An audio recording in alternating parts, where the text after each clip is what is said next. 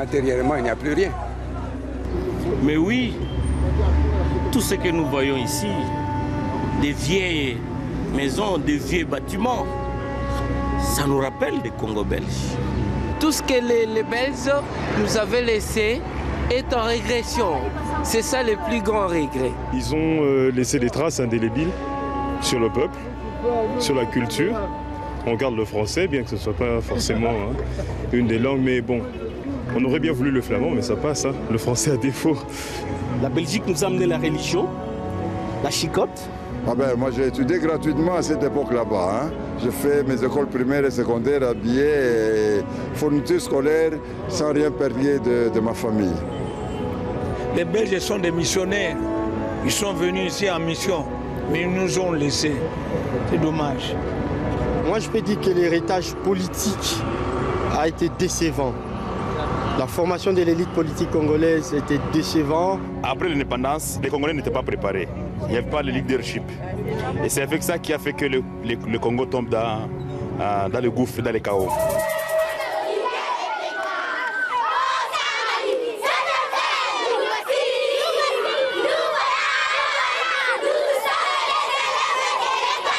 Nous sommes au lycée Bossingani, un lycée construit par les Belges en 1928. Aujourd'hui, c'est l'une des meilleures écoles de Kinshasa. C'est donc quelque part un peu de l'héritage de la colonie. Il faut savoir qu'en 1960, le Congo est l'un des pays les plus développés d'Afrique. Il y a près de 15 000 écoles, 2200 hôpitaux, 200 000 kilomètres de route. Que reste-t-il de tout ça 50 ans après? Pas grand-chose, si ce n'est une certaine nostalgie mêlée de sentiments pas toujours très positifs.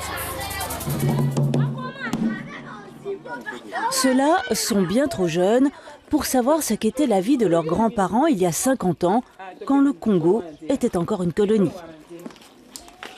Mais Frédéric Makoto, lui, se souvient bien de cette période. Il n'avait que 12 ans au moment de l'indépendance. Et quand aujourd'hui il repense à cette période-là, c'est avec une certaine nostalgie. Nous regrettons pourquoi les Blancs sont partis. Il fallait continuer, même si on nous fouettait, mais il fallait encore continuer. Cette déclaration est pour le moins étonnante. Et pour l'expliquer, Frédéric Makoto nous emmène d'abord dans l'école où il a fait ses études primaires. À l'époque, elle était dirigée par des Blancs. Et l'enseignement qu'on y donnait était marqué du sceau de la Belgique. Les Noirs apprenaient ainsi le néerlandais et l'histoire de la Belgique. Mais surtout à l'époque, l'enseignement était gratuit. Et ça a bien changé. Il faut avoir de l'argent pour réussir. Quand vous n'avez pas de l'argent pour donner au professeur, le professeur vit dans un état de misère. Il a besoin d'argent pour manger, pour le transport, tout ça. Il faut donner un peu d'argent au professeur. Vous pouvez être intelligent, mais si vous n'avez pas d'argent pour payer les points, vous ne passerez pas. Vous allez échouer. Aujourd'hui, il faut payer, outre le Minerval, des tas de frais scolaires, les uniformes, les cahiers. Ce n'est pas donné à tout le monde, alors peu à peu, l'école se vide. Et c'est pareil pour les soins médicaux. Ils étaient gratuits il y a 50 ans. Aujourd'hui, tout est payant. Quand vous amenez votre enfant, vous n'avez pas l'argent. L'enfant risque de mourir parce que vous n'avez pas l'argent. Pour un peu, Frédéric Makoto en oublierait presque l'autre face de la vie coloniale.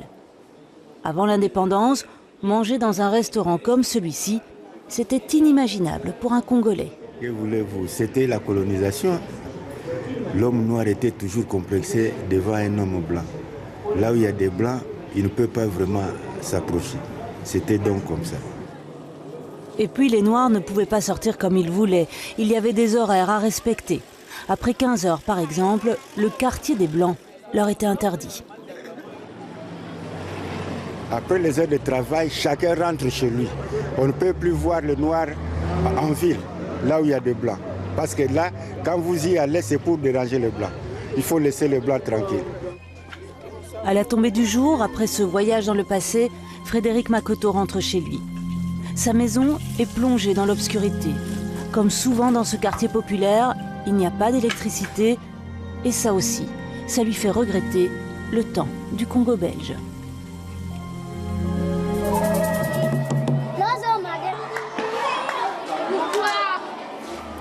Nous sommes toujours au lycée Bosangani. Nous accueillons Constantin Tchiala. Vous êtes ancien ministre. Vous avez aussi participé au premier Parlement congolais en 1960.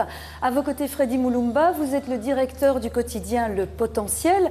Alors, Freddy Mulumba, que retiennent les Congolais de la période coloniale ?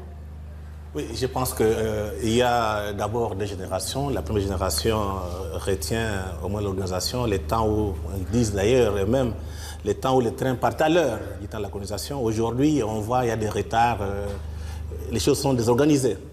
Ça, c'est l'ancienne génération, et il y a la nouvelle génération qui ne retient presque rien. Mais il faut dire que d'une manière générale, si aujourd'hui on parle en français, vous savez, c'est grâce aux Belges. C'est aussi un héritage. Oui, c'est un héritage qu'on a eu la Belgique, mais la Belgique, curieusement, ce n'était pas des francophones qui nous ont appris à parler français, ce sont des Flamands. Je pense que quand on lit l'histoire, les Flamands pensaient qu'il faut que les Congolais, en dehors des Français, connaissent leur propre langue. Nous sommes le seul pays, peut-être africain, où on a appris à écrire et à parler nos langues maternelles, donc langue autochtone, quoi. Donc ça, c'est un grand héritage. Aujourd'hui, si on parle la francophonie, c'est grâce à la Belgique. Que c'est ça qui fait que parfois, il y a une certaine nostalgie de la période coloniale ici ? Oui, je pense que c'est peut-être au niveau des élites, parce que les Belges, quand ils étaient là, beaucoup n'avaient pas beaucoup étudié, hein, mais du moins, les choses marchaient. Mais aujourd'hui, on a beaucoup de gens qui ont fait de grandes études et rien ne tourne. Donc c'est l'opinion qui s'interroge. Est-ce que nos élites, pourquoi elles ne sont pas capables de faire comme les élites blanches du temps de la colonisation? Je pense que c'est ça le fond du problème. Constantin Tchiala, vous avez bien connu cette période coloniale. Qu'est-ce qui reste aujourd'hui du Congo belge? Eh bien, pour moi, je dis qu'il y a beaucoup de choses qui restent encore. Vous avez les écoles. Comme nous sommes ici, par exemple, ça a été construit par les Belges. Ce ne sont pas les gouvernements congolais qui ont construit. Nous avons les universités que les Belges ont laissées. Nous avons les hôpitaux. Vous savez qu'avant l'indépendance, nous étions en Afrique centrale ici.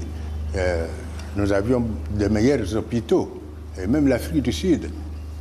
Les Blancs de l'Afrique du Sud venaient se faire soigner au Congo. Est-ce qu'il reste quelque chose dans les mentalités, vous qui aviez bien connu les Belges? Ben, oui, parce que, comme il vous a dit là-bas, on continue toujours à se référer aux Belges. On dit, mais puisque les Belges ont fait ceci, pourquoi est-ce qu'on ne sait pas faire ça aussi à notre époque? Donc, c'est-à-dire qu'on n'a pas oublié les Belges comme tel. Freddy Mulumba, on entend parfois des Congolais qui disent oui, il faudrait que les Belges reviennent. Est-ce qu'il y a vraiment beaucoup de gens qui pensent comme ça? Non, je ne pense pas que beaucoup de gens pensent ainsi. Mais ce qui est vrai qu'il y a quand même un regret du temps de la colonisation. C'est que nos parents nous disent, hein, on frappait, on fouettait, mais au moins on mangeait. Aujourd'hui, non seulement on nous frappe, donc par nos propres frères qui ont accédé au pouvoir, mais aussi on manque à manger. Donc ça pose un problème. Ils disent, mais pourquoi ces gens qui ont fait de grandes études ne parviennent pas à gérer l'État correctement par rapport aux Blancs? Donc mieux vaut que les Blancs reviennent. Mais en fait, ce n'est pas les Blancs de revenir, mais au moins que les élites congolaises prennent conscience pour qu'ils gèrent l'État comme les Blancs. Héritage aussi de la période coloniale, les Congolais qui vivent en Belgique, ils sont près de 60 000, dont une partie a demandé la nationalité belge.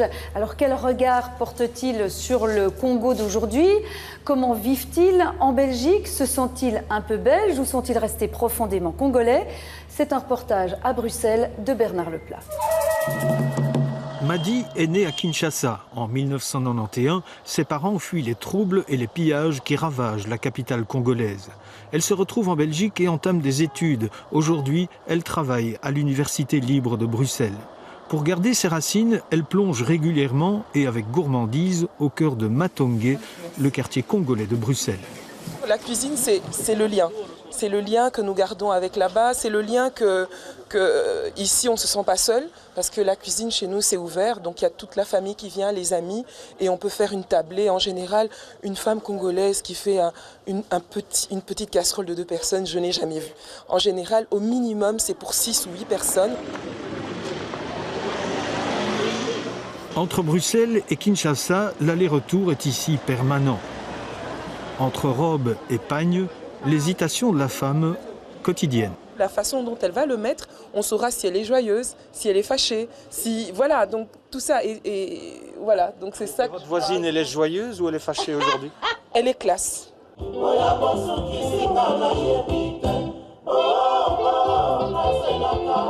Dans ce temple du look congolais, Madi vient faire coiffer ses 2 enfants. Elle cherche ici bien plus que la simple coupe de cheveux.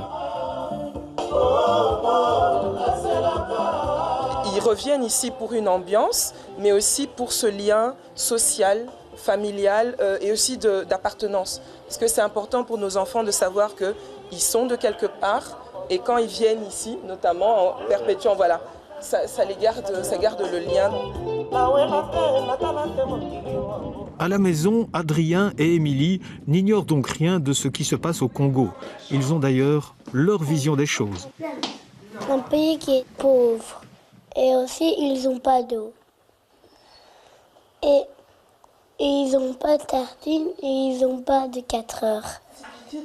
Révoltée par le sort réservé aux femmes congolaises dans l'est du Congo, Madi a choisi aussi d'être militante. Elle a expliqué son combat à ses enfants. Là, au Congo de maman, il y a des gens qui sont très méchants, qui avec des fusils font peur aux madames, font peur aux petites filles, aux petits garçons comme vous, et qui leur font très très mal. Et cette douleur, ces enfants n'arrivent pas à dormir, et mes enfants ont conscience de ça. Au Congo de maman, Émilie aimerait devenir architecte, Adrien cuisinier, mais le Congo dont il rêve sera, on l'espère, différent du Congo d'aujourd'hui. 50 ans après l'indépendance, le Congo est-il devenu un État démocratique? À qui profitent ces richesses? Comment vivent les Congolais aujourd'hui? 50 ans plus tard, où en est-on? Nous avons posé la question, regardez. Ah, ça c'est vraiment catastrophique. Vous le voyez vous-même. Il n'y a pas à dire. Ça se voit, ça se lit. C'est facile à voir. Ah, le Congo d'aujourd'hui, vraiment, c'est fauché. Nous sommes dans un pays dont tout est délabré. Pas de route, pas d'eau, pas d'électricité. 50 ans après, le Congo, c'est devenu une poubelle. Et nulle part. Nulle part. Nous ne sommes nulle part. Toutes les structures sont bougées. Ah, c'est justement les dirigeants, le leadership. Nous n'avons pas de dirigeants qui ont les soucis du Congo. On doit moderniser la ville, on doit vraiment arranger les routes, tout et tout, mais c'est pas avec la Belgique, hein. C'est avec la Chine, voilà, ça doit être clair. Rien ne va. Les soins de santé, on ne sait pas y accéder. L'école, les enfants nous ne savons pas envoyer les enfants à l'école. Et puis, nous les fonctionnaires et tous les travailleurs, si pas non payés, mais mal payés, sous-payés. Alors, on doit fêter, qu'est-ce qu'on va fêter? Nous sommes ici en plein centre de Kinshasa. En 1960, la capitale du Congo comptait 400 000 habitants. Aujourd'hui, ils sont plus de 10 millions à vivre dans des conditions souvent extrêmement précaires. À la cité, le quartier populaire de Kinshasa, souvent on ne mange qu'un seul repas par jour.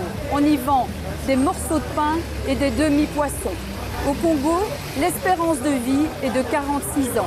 Dans certains quartiers, il n'y a ni eau ni électricité. Quant aux routes, vous le voyez derrière moi, souvent tout est à faire ou à refaire. Qui la déglingue, c'est un reportage de Régis Deratte.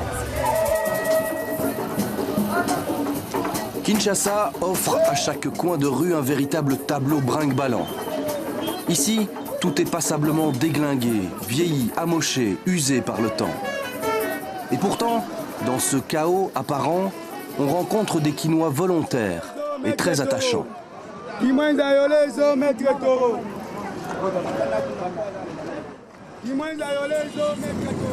Prenons Lévis par exemple, il est chauffeur de taxibus. C'est l'un des métiers très en vue à Kinshasa. Même si cela ne veut pas dire que la tâche soit facile pour autant. Et chaque fois on a des problèmes, vous avez des eaux stagnantes comme ça. Surtout ici, voilà, peut-être que là, il y a vraiment, on ne saura pas vraiment passer par là. Il faut au moins une jeep.